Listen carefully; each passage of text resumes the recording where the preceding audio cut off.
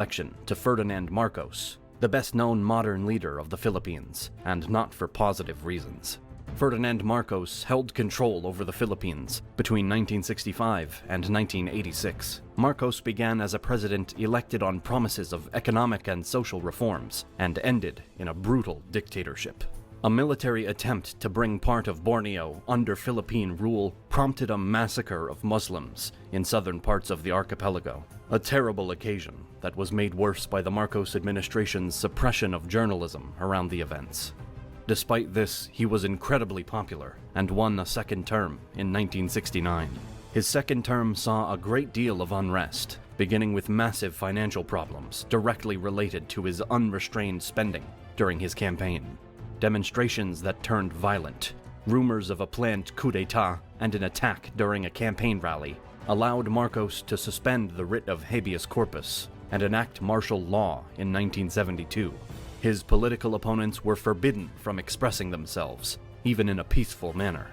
They were either arrested or sent into exile, generally without any sort of actual trial to prove their guilt. Martial law would remain in effect until 1981. This second term coincided with a constitutional convention planned for 1970, during which revisions would be made to the 1935 Constitution.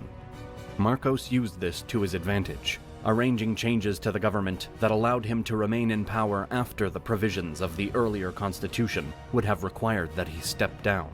He changed the actual nature of the government by shifting it from a presidential system to a parliamentary one. People no longer directly voted for a president.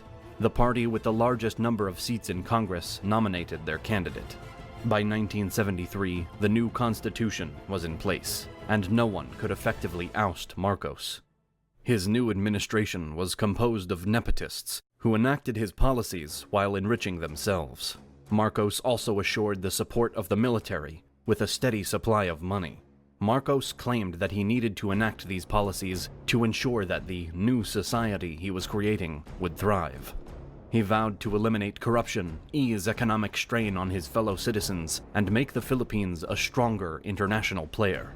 Despite this, the Philippine economy shrunk steadily as trade relations dwindled, causing millions to go hungry and not a small number of deaths. In the face of these elements, it is hardly surprising that the Marcos administration relied on blunt force to stay in power.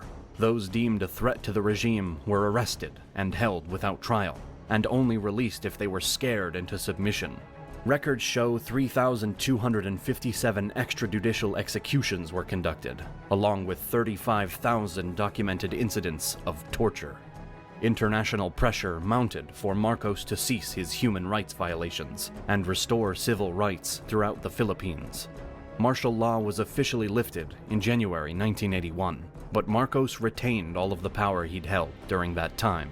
Elections held in June of that year put Marcos into another 6-year term, but pressure from increasing opposition outside the Philippines, especially from the United States, combined with shock over the poorly covered-up assassination of Marcos's primary opposition, Senator Benigno Ninoy Aquino Jr., forced a snap election on the 7th of February, 1986. Marcos was up against Corazon Aquino, the wife of the assassinated leader. Each side declared their candidate the winner, though it is evident that Aquino actually did get more votes. The dispute prompted weeks of civil unrest and an attempted coup, culminating in 2 inaugurations, Marcos at his palace and Aquino at a social club. Shortly after his ceremony, however, Marcos and his family were evacuated from the capital in a U.S. Army helicopter, eventually ending up in Hawaii, where Ferdinand Marcos would die 3 years later. Imelda eventually returned to the Philippines and still lives there as of this writing. Corazon Aquino was elected as the next president of the Philippines and immediately formed a revolutionary